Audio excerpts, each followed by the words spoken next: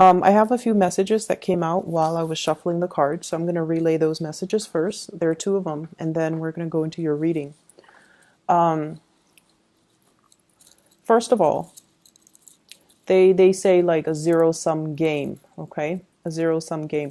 And, you know, what I feel is even when you're upset with somebody, even when you feel like this situation is not fair, this person is taking all of my money or all of my things, this person is getting, this person is lazy, they don't do the work that's required of them or expected of them, and yet they still get promoted, or this person is, taking all of my money. Even if you dislike somebody, and it takes a lot for you to say, I don't like that person, because you do tolerate a lot. You are also very tolerant, I feel, of other people's quirks, their deficits. You see it, but you're tolerant, and it takes a lot for you to say like you absolutely hate somebody, because you don't have hate for a lot of people. And so I feel like what happens is you have somebody that you feel is not getting their due justice, okay?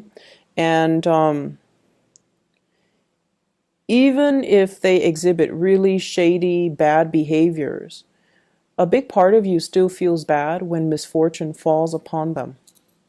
It's because you have a really good heart and your understanding of human nature. And I feel like the last 6 signs of the zodiac, you guys have like a higher understanding overall of people and their quirks, and you're forgiving. You're a lot more forgiving.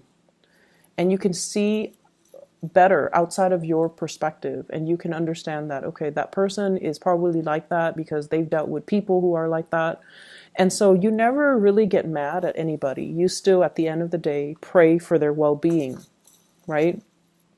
And so the zero-sum game basically means I feel like someone is taking from you, or you feel like someone is taking from you, and you're just like, this is not fair.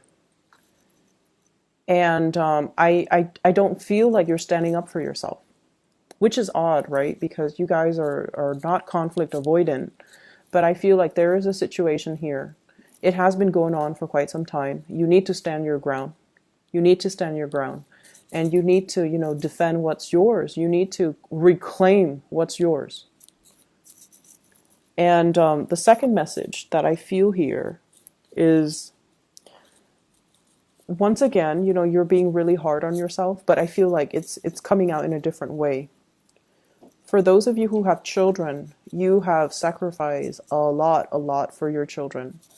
You made sure that, they're always fed. You make sure that they have the nicest toys or the nicest gadgets, phones, notebooks, cars, etc., so that their friends don't make fun of them, or so that they can fit in with their peers. You care about these things. You're actually very considerate when it comes to, okay, these kids, they don't need an iPhone, but I'm going to get them an iPhone because that's what they want. Like, you've worked really, really hard to stack up your money to take care of the people that you love.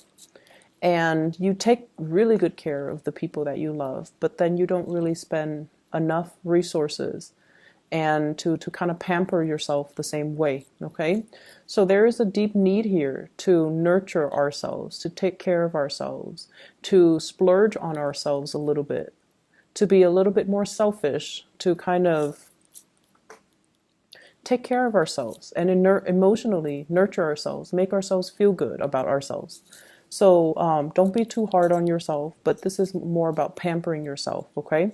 Being able to, not just go to work and stack up your money, but to be able to enjoy your money and the whatever it is that you have been longing to have. Splurge on it. Be good to yourself. Okay, so we're going to go into your reading. What I feel, though, is this week, the energy in the love department across the board for all the signs, there has been a lot of clearing up old energy, old baggage. So I feel like the love reading portion is so lighthearted. It makes it so much easier for me to read. And I don't feel like a lot of people are really bogged down with emotional hangups, with relationship issues, with things that emotionally destabilize them. So I feel like there's a lot of closure, a lot of finality coming through. People are very hopeful in general. And I also feel like, we're heading towards the holiday season where people start to realize who and what is important to them. And it starts to, the theme of family relationships come to the forefront. And so the theme of, mending fences, reaching out to family members. And family members, I feel family relationships and those love relationships tend to take precedence over love relationships, which are a little bit more tumultuous. So I feel like across the board with the 12 signs, the love sector is it's coming out really strong and a lot more stable, and people are making better decisions. And I just feel there has been a lot of closure, clearing up old energies so that we can move forward. And that's what I also feel happening with you. This is the energy that you bring to the table. We have the Queen of Wands. The Queen of Wands is somebody that is also all about business, okay? This is a very attractive woman. So people see you as someone like this. You embody this energy. She is flirtatious. She is also, this is like somebody who, she can joke around with the men. She can joke around with the women. She can joke around with people who are older. She can joke around with like sailors and construction worker. So this is not so much like she has a potty mouth, but she has a sense of humor and she has wit about her, where she can connect with people from all walks of life. She's popular, she's provocative, and she owns her space. And I mentioned 2 weeks ago, I believe, about being flirtatious without seeming sleazy. And I feel like you're coming into this embodiment of this energy where you're doing it properly. You're flirting without seeming desperate. So it's like a fine line, right? Knowing when to stop, knowing when to move forward, and not pushing so far ahead when the other person's not ready. So this is definitely that energy, more lighthearted, more nonchalant, but at the same time showing somebody that you're interested in them, but in a more detached manner. So this is someone who's very popular. You're seen as someone who's very, very easy to talk to, very popular. Everyone likes you, and generally, this is a very attractive woman. How the other person sees you, we have here the Empress. And the Empress is all about taking care of her business. This is somebody that cares about expansion, okay? You're on this cloud, like being on cloud 9, and tending to your garden, tending to your life, looking at things from a higher vibration, in a higher perspective. Okay, seeing the forest for the trees, really looking at what do I need to work on, and you're seeing so far into the future that you're anticipating certain outcomes. So you're taking preventative measures to take care of things, to get things done, to fix things, because you anticipate that they're going to break down further down the line. The Empress is beauty and love and just prosperity.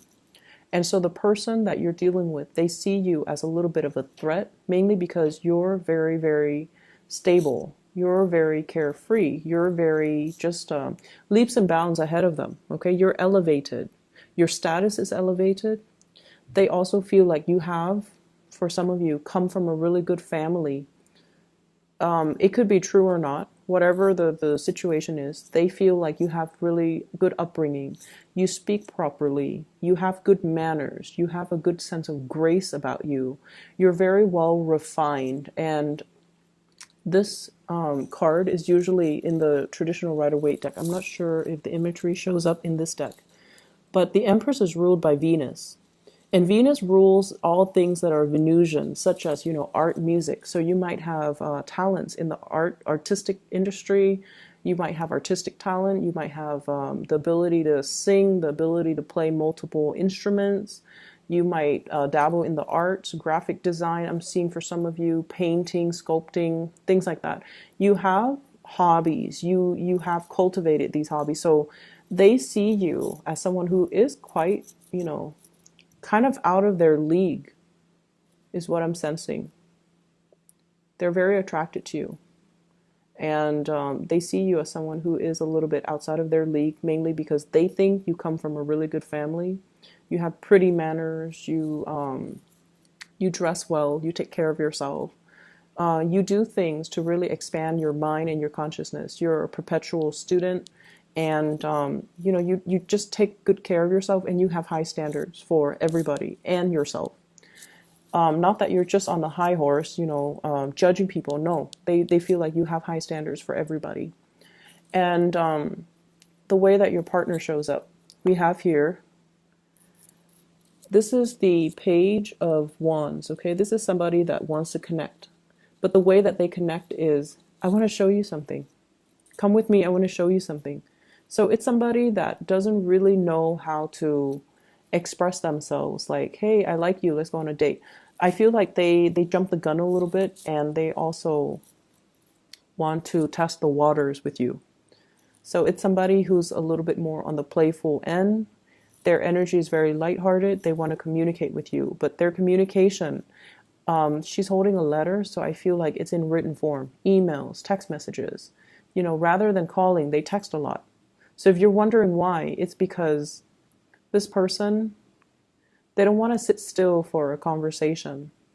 They want to, whenever they have something strikes their fancy, they want to text you, they want to email you, they want to message you. So it's somebody that you're dealing with through a lot of written communication rather than verbal communication. This is the way it's playing out here. You're busy doing your own thing, and they catch your attention. And so I see somebody, coming around you, hovering around your space a lot. You could be, deep in thoughts, very immersed in your work, and they're like behind you, trying to catch your attention. Okay, and it's like attention seeking. Attention seeking. I feel like you're dealing with someone who's very different from you too, culturally, ethnically. The page energy, especially the suit of wands, usually indicates, different values, different upbringing, different religious belief, different philosophies in life, and different ideologies. You're dealing with someone who's very different from you. And so that's what I'm getting here. And the way that you see this person, we have here the Ten of Pentacles. Some of you are playing coy because you see this person as someone who's very privileged. And that could mean, sometimes it could mean they come from a really good family. Everything in life happens for them in a very easy manner. So they don't really know what it feels like to really have to struggle, to get your hands dirty, to roll in the trenches, and to kind of work their way up. So in a way, you're kind of impatient with them because of their worldview is a little bit narrow-minded based on their privileged upbringing. Okay, I don't want to offend anybody who might be cross-watching, but I feel like the Sagittarius person has been through a lot, and it's understandably so, because Sagittarius had their Saturn return, their Saturn transit. So it's the Saturn return for some Sagittarius, and it's the Saturn transit a few years ago. And Saturn makes you older and wiser. Saturn brings lessons. And so the Sagittarius person has been through a lot. And because of that, they're not really, they understand more. And they're not really at a point where they want to continue playing games, okay? And so when somebody has gone through this Saturn transit, they're almost like 10 years older. It ages you. It teaches you what's important, and it teaches you what is good for you and what's bad for you. And it teaches you to kind of learn to kind of intuitively sense people and their motives. So in a way, it makes us a lot more skeptical after we have survived the Saturn transit. We're no longer a child. We're no longer idealistic. We have to make decisions from an adult standpoint. You like this person, I feel. But the relationship, it's like castle in the sky, okay? In the clouds. It's a very, very lofty, idealistic dream that you might have had about this person. But in terms of building anything stable, you might not feel like they are emotionally mature enough for you. You might not feel like they have enough to offer you. not materially, but you might not believe their intentions and what they're bringing to the table.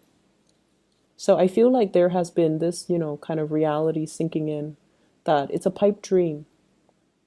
I can't build on it anymore. And that's why you're kind of turning away. Like, I'll believe it when I see it. You want my attention? You've got my attention. But in terms of, me standing up and walking towards you, I'm not going to do that. So I feel like they're trying to get your attention. They're trying to communicate with you. But the communication and everything that they are saying, it's very much a pipe dream, and you are coming to the realization. Yes, it's disappointing, right? When the start of something has so much potential, but then once you're confronted with the reality, and it just feels like this person is not what I want. I like them, you like them, but it's just not what I need right now. And so I feel that element coming in here. For some of you, somebody is trying to build a future with you when they are not even financially stable. They're like, oh, let's do this, let's get a property, and they don't even have a job. It's like that ridiculous. And so you're not really, you're not really budging. You're just like, okay, I hear what you're saying. I'll believe it when I see it. And then you turn back around and you mind your own business while this person still tries to communicate. I feel, though, for others of you, there is another person coming into the picture that might be very much in alignment with you. But I just don't feel like they might be in another relationship, because the Ten of Pentacles is about family. They might be trying to get out of that relationship and they're talking to you about it. But once again, you're not getting duped. You're not like excitedly telling them, oh yeah, when is that going to happen? Let's date in the meantime. No. You understand that things take time, and you understand that divorce, separation, breakups, you know that it doesn't happen swiftly, okay? Based on everything that you've lived through, you understand that everything is a process. And so if they're telling you this now, it might not be, until like 2 or 3 years down the line when they're finally ready. And by that time, you're not going to put your life on hold, because you've got things to do. You've got things to do. Other people to date, other people to meet even. So major maturation process happening here, Sagittarius. In other areas of your life, well, actually, let me talk about this card. So what's happening between the two of you? We have here the Judgment card. And the Judgment card is sort of like the day of reckoning. I'll believe it when I see it. If I don't see anything physical or tangible, I don't believe it. It's just the reality of things, like snapping out of that, a sense of idealism and looking at a situation. Rather than just praying for things to happen, you want concrete evidence. You want something tangible and you want something real. They're going to keep trying to communicate with you. They're going to keep going. They're going to keep trying. They're going to just try to connect with you. But what is really standing in your way here is the Empress, which is, this is what I want. I want stability. I want a marriage. And we have here the Ten of Pentacles, which is also what they want. But until they can give you this, because, you deserve this. You deserve this whole completion, the Ten of Pentacles, because you are the Empress. So until they can get themselves to this level, you're not really going to buy whatever, story they're trying to sell you, okay? Other areas of your life. I mentioned before about, a zero-sum game. You're dealing with this character here. This is a water sign. Pisces, Cancer, Scorpio. Very manipulative. Very manipulative. This is somebody that has been taking things from you. He or she gives you a sob story. And you open up your wallet, you open up your purse, and you give them money. They give you a sob story, and then you get out of your bed to help them, or you get out of your office, you get out of your car, you get out of the whatever you were doing, and then you help them over and over and over and over again, because you're a fire sign, and because It's easier if you just do it rather than, deal with them constantly complaining about it. Okay, so be careful about that. That's how they manipulate you. Your sense of impatience, sometimes it can be a double-edged sword, turn on yourself. Okay, so learn to kind of work with other people's energy, learn your weaknesses, and refine them so that they don't become a weakness. If someone knows you're very, very impatient, they're going to come at you and they want you to do something for them, they're going to come at you and they're just going to talk your ears off and you get frustrated and you're like, oh, fine, I'll just do it. I'll just help you with it. I'll just do it for you. Don't do that. Don't do that. Don't feed into it. Understand how you're being played or manipulated, excuse me. And especially if you're dealing with this person. Some of you might have children with this person. Some of you might share assets with this person. But for whatever reason, there's an element here about somebody taking things away, things being taken. And it's not fair. It's not fair. It's not right. It's not fair. They know how to push your buttons. And, it's sort of like, I'm going to manipulate, hold out my hands, and they're going to magically give me what I want. So not cool, okay? This person, they do this with everybody. They've burned many bridges. They do this with everybody.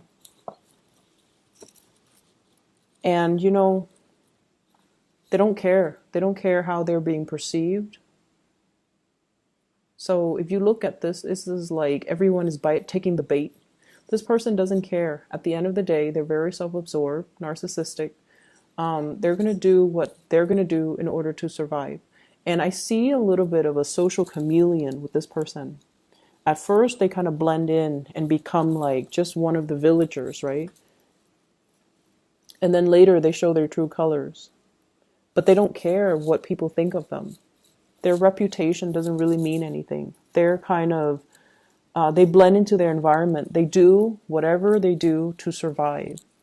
And I feel like you do, like I mentioned before, you don't hate anybody. Even the worst people, you still find that sense of that common thread of humanity running through you and them. And you do still feel bad. And so you help and you reach out. And I feel like it's a weakness that they're exploiting. So please be careful.